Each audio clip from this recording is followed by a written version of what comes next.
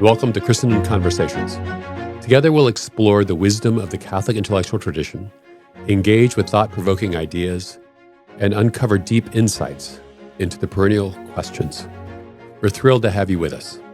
Let's dive into today's conversation. Well, it's a great pleasure to welcome Dr. Bracy Bersnak to this Christendom Conversations. You are the chair of the Department of Political Science and Economics here at the college. So thank you for making some time to talk today.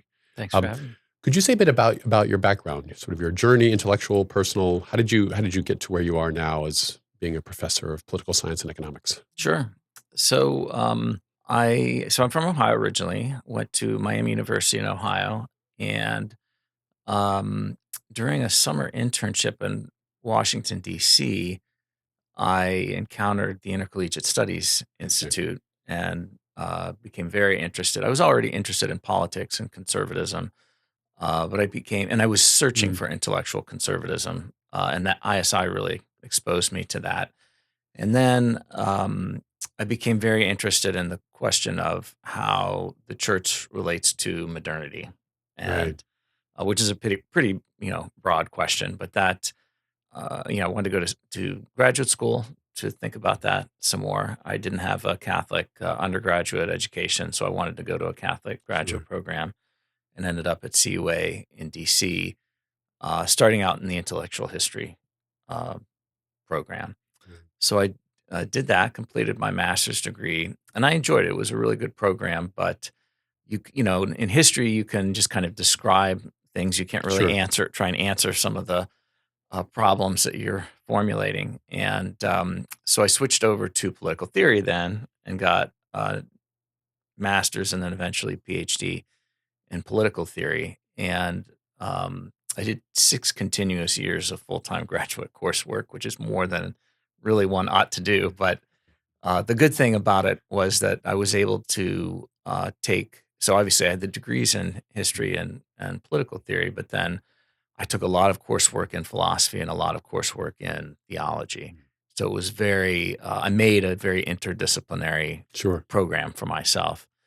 And in fact, now they have a track in Catholic political thought that in some, kind of, I don't know how strongly it resembles what I did, but I think it captures that idea. So that's my intellectual background. And I've always, been, I guess my 2 main scholarly interests are philosophical conservatism and then Catholic social thought, both, what what scholars say about it, and then of course also what the magisterium has to say about it. Yeah. Well, I want to talk about Catholic social thought, but let's start with philosophical conservatism. So, can you say a bit about that? That's a term you hear a little bit less frequently, but it's very much present in so much of our lives. Oh yeah. Can you say a bit about that? And because there are different species within that. Sure. And, Sure. Obviously the great history of post-World War II intellectual conservatism is George Nash's book. And he's, of course, dealing with the, post-World War II Cold War era. And he says that there are 3 main strands of intellectual conservatism. There's traditional conservatism, classical liberalism or, libertarianism, and then more sort of national security or anti-communist conservatives. And then, of course, there's the attempt to fuse these to make a coherent political program for practical purposes. And then that kind of comes undone in the post-World War II era once the Cold War is over, because the common enemy that all these groups agree to despise isn't there anymore. And some of the philosophical tensions come out, more in the post-Cold War era. And so, I mean, there are attempts at being made at a new kind of fusionism, but I don't, I think people are kind of comfortable disagreeing and not having necessarily a coherent theoretical program that's practically possible. And all that ends up getting defined.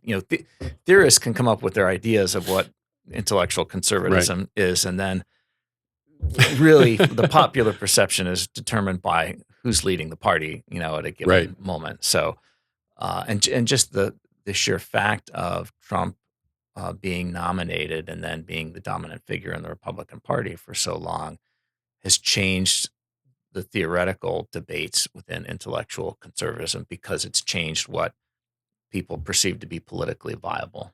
Yeah. So I think so. Yeah, you have lots of. I mean, I think it's more interesting now intellectually because I think there are more wide-ranging debates on the right than there were in, say, the Bush era. Yeah. And I think you can get down to the core philosophical disagreements more quickly, and there's less of a concern with practical applications. Yeah. Well, a friend of mine was involved in, I had a couple friends and colleagues who were involved in the first National Conservatism conference in DC. And so I went down and security was pretty tight. You had to apply to even be able to attend the conference. I think the opening speech was essentially, basically saying if you're here and you're a racist and you're, a fascist, you need to leave because this isn't what this is about. And I'd never been to anything like that in my entire life. But there was a sense that what they were trying to do was formulate some kind of coherent political philosophy around this phenomenon of Trump. And there was like, what does this mean? We want to understand it. And there was an attempt to create some kind of coherent frame. And the idea of the nation seemed to be one of the only tools to do this. And there seems to have been a time in history where the nation state was the enemy, if you will, over against the church. And now it was being put forward as being a bulwark against the international order. And so something like the nation state, how, depending on the historical context, how you understand this. And then so it was a remarkable event, I will say. I ended up going again last year, not in 2025 and 2024, but there wasn't nearly as much heat around it all because things had sort of settled down. And there was a kind of consensus that was sort of emerging.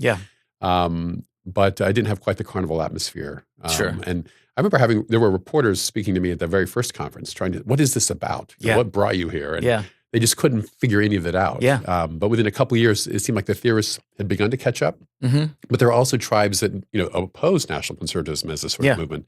So it's not in any way homogenous either. I think that's right. Is that sort of how you're seeing it? I think that's right. I actually went to the most recent NatCon in DC. I was only able to go for a day. I think you're right. It takes me back to graduate school. When I was starting out I started in the history program in '99. Nationalism was considered like the worst evil. That was politically, right? Because nationalism means Nazism, which means the Holocaust, and so obviously there are good reasons for people to be skeptical of nationalism, but I think what you see with the initial reaction to national conservatism is that it became a trigger word. It still is a trigger word, for people. Whereas for the national conservatives, it means a strong nation state, anti-globalism, legitimate defense of national and local culture, and the irony too is that what passes for nationalism now would probably be much more liberal and watered down, compared to what people would have thought of as nationalism even 50 years ago. So I think it's been very healthy, and I think people on the left are obviously still not persuaded, and that unfortunately may never happen. And they have political reasons for not wanting to be persuaded or not wanting to recognize it for what it is. But I think it's something that's also curiously enough united conservatives from around the Western world. Because they're all rejecting globalization or let's say globalism. They all want to defend their countries and their national cultures, and we face similar threats. So. It's actually, in my experience, a pretty international group at these conferences. The NatCons have been taking place around the world. And the fact that some of the leaders maybe the most prominent leader is actually Jewish. Yes, exactly. That's what's there's this. No, that's the irony. It took an Israeli to write a book called "The Virtue of Nationalism" and rehabilitate the idea. Well, and I think around the same time, Rusty Reno's book, "The Return of the Strong Gods," came out, and this idea that there are these certain forms of association that are so hardwired into us, and certain loyalties and loves that if you try to if you try to suppress them through Mhm. some sort of global order Mhm. and erase them from human experience, they're going to come back and they're not going to be in a very pretty form when they do. Right. And Yeah. so we need to make peace with some of these, these things, Yeah. love of country, Mhm. for example. Um, so how does Catholic social thought fit into this? What does it bring to the table in these conversations? Well, I think Catholic social thought could stand to do more reflection on the nature of the nation, Mm, actually. Um, I have a friend who wrote a dissertation about this recently, because the church quite understand. I mean, the church is attracted to a universal understanding of politics because the church is universal. We believe in the unity of the human race, and then we have this idea that everyone is can know and right, follow natural law, and then we have the historical experience of political Christendom, which perceives right, itself as being a universal kind of polity in a loose sense. And there are good the popes had good reasons for wanting to limit the pretensions of the nation state in the 20th century. right. Very, very good Yeah, reasons. But I think, at this point, certainly by the late 20th century, early 21st century, there's been kind of an inattentiveness to these issues. So, I mean, John Paul II talked about the nation quite a bit because he himself was right, an ardent Polish patriot and thought about this a lot and helped, appeal to Polish, not just Polish Catholicism, but Polish national culture as a way of right, resisting Soviet domination of Poland and in Eastern Europe. So that's something where I think there's room for a lot of development, actually, in terms of philosophically trying to understand the nation within this more right. universal context of Catholic thought. And I think actually Hazoni, the author of The Virtue of Nationalism, is a little bit skeptical of that because of these universalist, Right. tendencies within the church. So I think there's room for more to be done there. And then obviously it applies to the way that you think of things like migration, right? Right. And whatnot too. Yeah. Yeah. For those who are maybe new to Catholic social thought, can you provide just a sketch? What are the sort of principal Hmm. values and perspectives that are being brought? When I say bringing them to the table, what are we bringing to the table? Yeah, sure. So people usually say that the four main principles are the dignity of the human person, the common good, social justice, and solidarity.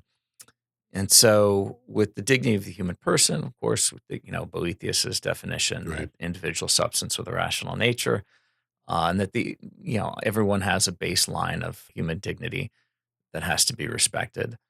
But we have this idea that the individual is we're social and political animals, so we Right. find fulfillment and moral perfection even in political community and in subsidiary political, let's say subsidiary societies like the family, the church, Right. and what have you. And that's where you get the principle of subsidiarity, then that recognizing that each of these societies within the political community have to have that they're real social entities and that they have to have legal recognition and rights in order to function. So if you look at and Russ Hittinger is the guy who's really brought this out in several essays. The popes use the term in Latin munus or munera, plural, in magisterial documents to describe the offices, gifts, roles, or services. Right. Usually, a lot of times it's translated as function that all these different social entities have. So, individual has a certain munera, Right. the family has certain munera. If you look at John Paul II's apostolic exhortation on the family, Familiaris Consortio, the subtitle is on the munera of the Oh well. Christian Yeah. family. So it's pops up, and even if you look at canon law too, it deals with all these things. So the interesting thing about the munera is that principles like subsidiarity and social justice exist to respect and protect the munera that Mm, inhere in individuals and right. groups. Then if you talk about solidarity is a nice term because it has the resonance with the Solidarity labor union Right, in right. Poland from the 70s and 80s. And it's kind of a civic friendship suffused by charity, Mm. I think. Yeah. So those are what, I think I gave more than 4 principles, but Yeah, those are no, the no. basic principles. Yeah, yeah. No, that's helpful, and I think it's a dynamic situation in which we're living, and so we're bringing these to bear on things as you say, sort of like migration, Mhm. but you've also got questions about just war. Mhm. Um, we've got questions about that we're expecting an encyclical perhaps or a document of some kind from Pope Leo on AI. Mhm. And So, but it's your sense that these values, these principles are really sort of perennial. They can be Absolutely. applied to all of these Yeah. things. Are there any particular challenges that you see sort of on the horizon? Like AI is one of them. Mhm. I mean, obviously you're not ghostwriting this encyclical Yeah. for the Pope right now, but how do you see some of these technologies like AI Mhm. and other things? You know how do we think about these things in terms of the Catholic social thought? Sure. Yeah. Yeah, Well, I think whether it turns out to be an encyclical or whatever on AI or on technology is something that's been coming for a long time. If you look at John Paul II in Laborem Exercens on human right, labor has a long discussion of technology and how it affects us. And you can find it pops up in, lots of other places too. So I think it'll be useful to have a more systematic treatment of these issues. I'm sure it'll right, be broader, dealing with technology and not just AI. But I think one of the things that the Pope has expressed concern about is how this will affect the labor market. right, Like certain kinds of job will either become superfluous or there'll be less demand for people. I mean, that's already starting to right, happen. So that'll be one practical problem, social problem. But then there's also the way in which these technologies affect the way that we think, which I think is mm, more fundamental sure, and more problematic. They shorten our attention span. They give, things like phones are designed to give you a buzz to keep you attached to the phone, right, which then further shortens your attention span and sure. can prevent you from being engaged with the people, Yeah, actually around you.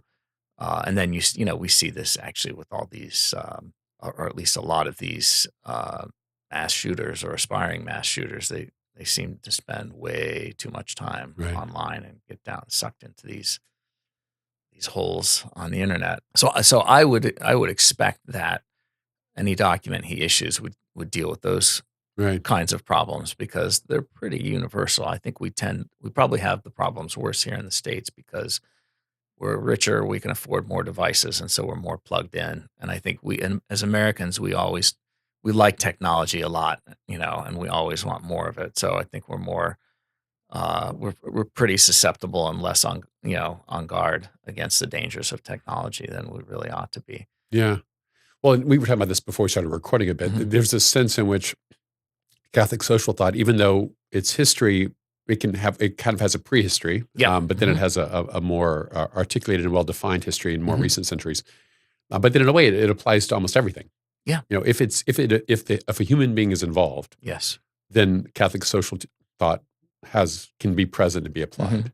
Um, so that's fascinating. Well, and if we go back to the political again, Hmm. there has been within Catholic circles for a number of years questions about sort of the post-liberal, what's Hmm. coming after liberalism. Is Hmm. liberalism dead? Is it Hmm. and if so, what's going to come after? Hmm. Um, I would hope that the church's teaching has some guidance for this as well.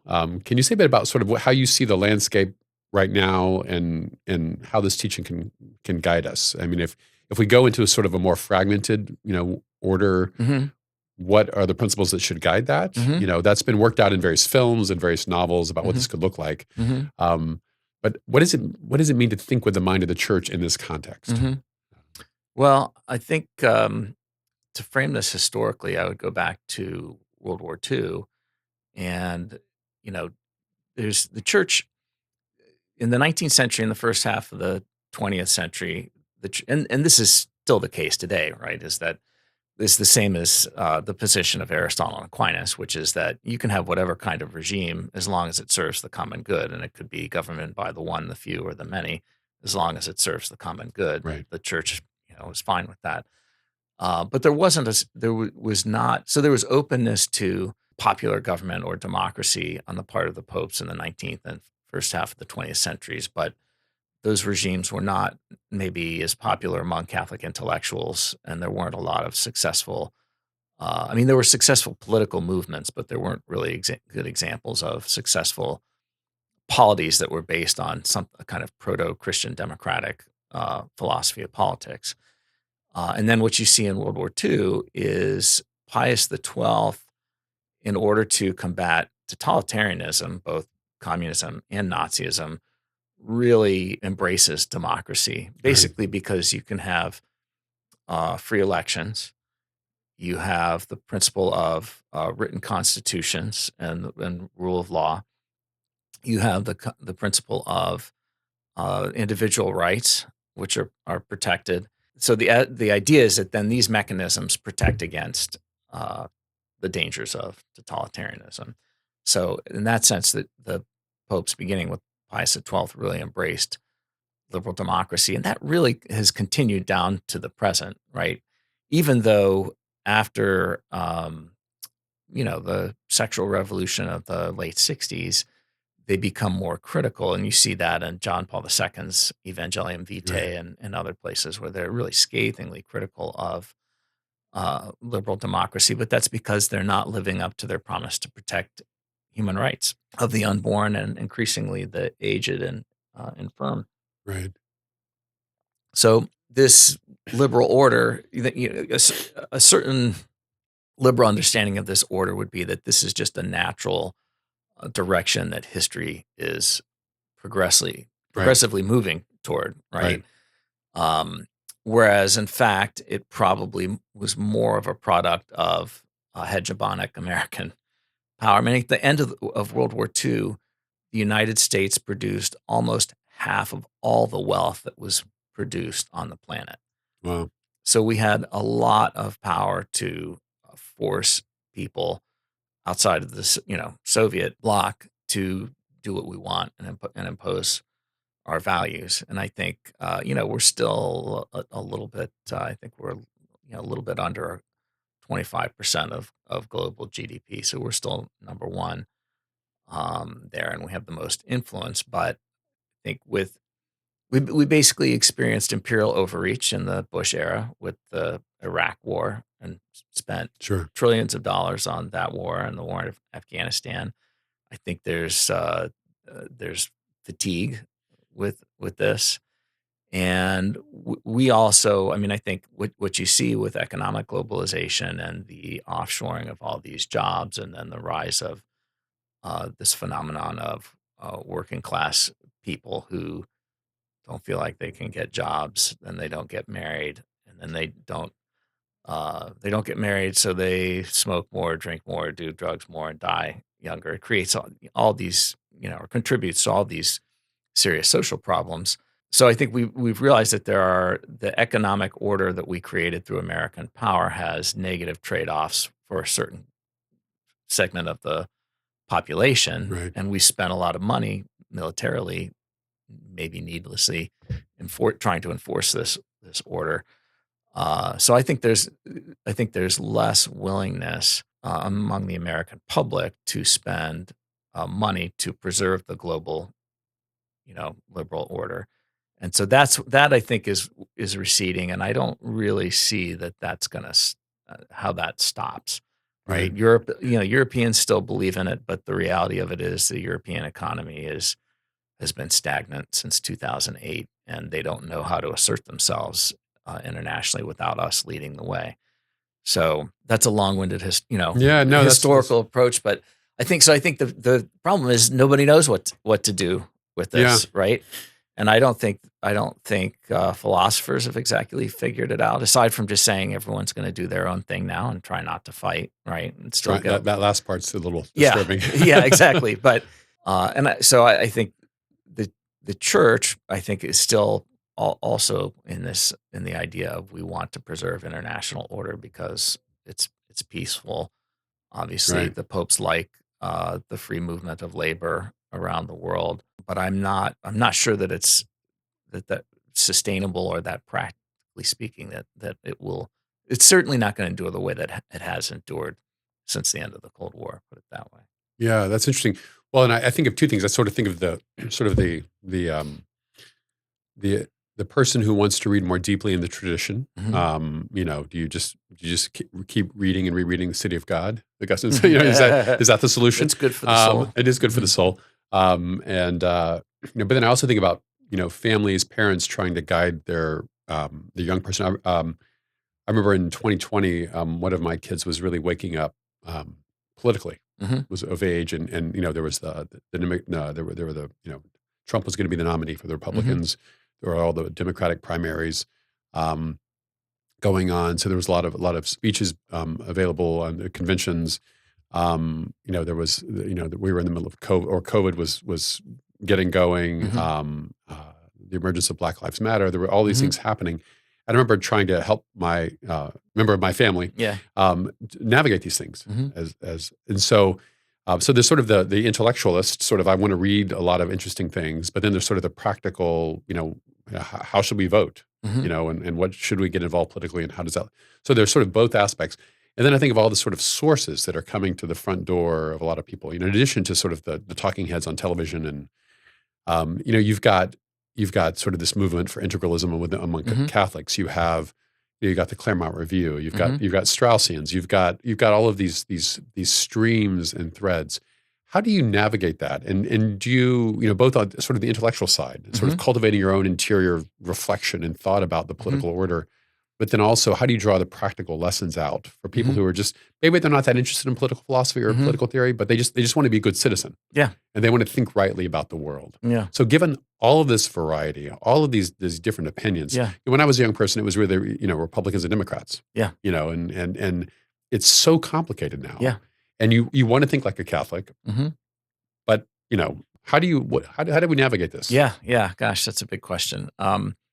So I'd say one thing you have to do is be a good reader of news, Okay, and to read broadly. I mean, I think the thing that I always recommend to people is realclearpolitics.com, which will give you both sides of okay, of an issue. It's right leaning though, so you get conservative views are pretty well represented there. But I think one thing that I observe in a lot of people is we get trapped in narratives and we can only interpret things. Most people, I mean, I think about politics for a living, yeah, so most people don't have the time or the interest to do that.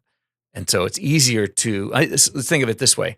I think in narratives in the areas that I don't actually know anything about something, right? Because sure. we have to, to organize our thinking They're about like things. And concepts. yeah, They exactly. function like concepts. Yeah. Exactly. And so a lot of people do that. And then the problem is they can't think outside of the narrative. So narratives don't universally apply to actual empirical political events. So I would say be open to thinking outside the narrative so you're not locking yourself into something Mm, that's wrong just because it's consistent with some assumption that you have. And then in terms of Catholic social doctrine, I would say read the writings of Russ Hittinger. There's the new volume on the dignity of society that's come out. There's that collection, The First Grace on mm, Natural Law. And I think what you get there, the thing that he does so well is look at these things historically and recover their historical context. And then he looks at them in an interdisciplinary manner, right? right. So he's great at bringing the history, the political theory, the philosophy, and the theology to bear on all of these issues. And again, not being too preoccupied with the obvious specific contemporary issues, but there you get a broad orientation that's historically grounded in how the church has thought about these things for the last couple hundred years. And then I would say read that, and then you should be able to figure that should teach you how to read encyclicals well. Okay. For example, um, that's a so those would be my two. I mean, that's two recommendations Yeah, to a yeah, big question, but that was a big question. it's hard. I think it's hard for people, if it's not your. I mean, I guess that's why I did this for a living, is because I Yeah, have to figure it all out as best I can. yeah, yeah. That's good direction. And over the years, teaching students and introducing them to this tradition Hmm. are I mean, in a sense, are the students that you're teaching now, are they facing new challenges to think clearly about politics, or are they sort of this perennial challenges? And is it more complicated to I guide them through this landscape? I think that's a good question. I mean, I think I'm not sure that it's any more complicated. I mean, if it's more complicated now, it's just like we were saying before, where there was a kind of conservative orthodoxy before Trump, right? That Right. people pretty much stayed within, and that's kind of blown up, and so now you do have more like post-liberal, approaches or integralist approaches among students. I just try and get them to think about these things historically, and I think once you go through the history thoroughly and you teach them how to read the documents, they can. My hope is that they can think for themselves once they graduate. I mean, she's not a good example because she was a valedictorian, but I had a student tell me several years ago that she was, an encyclical came out that she was not sure that she was going to be thrilled about. But she said, I read it with the tools of interpretation that you taught us in class, and I wasn't intimidated by it, and everything is fine. And now I know how to Yeah. understand the way that they write and the levels of teaching and so on. And so that's I try and teach them again, kind of the methods and tools and habits of mind that they need Yeah. to interpret the documents. Um, and that they can, if they take that with them, then they should be able to pick something up in the future and make heads or tails of Yeah, it. yeah. So I'm going to ask you to go out on a limb. Yeah. So you get a phone call from a staffer at the White House, Mhm. and the president, whoever that president might be at a Yeah. given time, has just discovered this thing called Catholic social thought, Hmm. and needs a brief tutorial because he's got some Hmm. big decisions he's got to Hmm. make. What do you say? What advice do you give? Oh my goodness. Well, again, I'd probably recommend an essay by Russ Hittinger or something, or a video. Talk to Yeah, Russ. Sure, yeah. so, But you called the wrong guy actually. No, no. I would try and go over the basic principles with a focus to whatever issue they had in mind, like if it was just war, or yeah, something like that. Um, I think there's an interest. There are a lot of Catholics in the current administration, and I think there's an interest in the way that the church thinks about these issues and among high-ranking people in the administration. Um, so that gives me, that's somewhat encouraging. And I think it's possible to approach these things at a philosophical level that's pretty straightforward. I mean, you don't have to be a Catholic to get the Catholic understanding, to intellectually understand the yeah. Catholic position on life issues. I think that's pretty straightforward, particularly for someone who's, a Republican or a Yeah. conservative. Do you think the center is going to hold? I mean, we're going through a period of pretty intense division, Hmm. and you and I have talked at length after some of your travels this summer, Hmm. about the situation of Europe, Yeah. versus the United States. Yep. Are you, a lot of this has to do with temperament, and I Hmm. realize, but it's. Do you sense that we're going to be able to find a way forward? When I think it was maybe 2024, the film came out, Civil War, and it was Hmm. about kind of a fantastic imagining Hmm. of the U.S. breaking apart into different regions and fighting. And there was a Trump-like figure that was in the White Sure. House. And do you have a sense that are we going to be able to find our way back, and also maybe in relation to Europe, because Yeah. the news coming from there is not necessarily positive either. I'm more optimistic about the U.S. than I am about Europe. I think we're more religious as a country. We're more conservative as a country. If our migration problems are different, they're not as serious because people from Latin America can assimilate much and want to assimilate Yeah, much more readily. So we have problems there, but they're not the same deep cultural and religious problems that you see in Europe with Muslim migrants. And I think there's just what you've seen with the Trump phenomenon is a political will to do something about the problem of migration, right? right. And you're not seeing that in Europe and most places, unfortunately. And in fact, what's happened is the government in places like Britain or Germany has been weaponized against people who want to even Right. just speak about these problems. So, Yeah. and then the danger I think for them is that the worse, the more out of touch elites are on these issues, and the worse they allow these problems to get, the worse the outcome is going to be. You have problems in these countries like Britain or Ireland, where the government plays a huge role in the housing market in a way that it doesn't, Right. here. So if you're providing public housing for poor people in your country, and then you're giving some of that public housing to migrants from abroad who haven't paid into the system, don't accept the same cultural values, or even, sexually assault members of your Right. society, that's a recipe for social unrest. And Yeah. you're starting to see evidence of that in these places. So, and again, it's only the unrest is only going to get worse as long as the elites who are in power refuse to recognize the seriousness of these problems Yeah. and do something about it. And I don't see that yet in some of Yeah. these places. Yeah. That seems to reflect what I'm hearing from other people as well. And we've mentioned the Catholic social thought is a tradition. We've Hmm. mentioned St. Augustine just in passing. One person we haven't mentioned is Alexis de Tocqueville. Hmm. And I know that his writing has been a rich source for reflection Hmm. on politics, particularly in America, and for those seeking to renew society. Can you say a bit about Alexis de Tocqueville Hmm. and sort of, is he still relevant? Should we be reading Oh, him? absolutely. Yeah. What's Democracy in America has been called the best book about democracy and the best book about America. And I think that's true.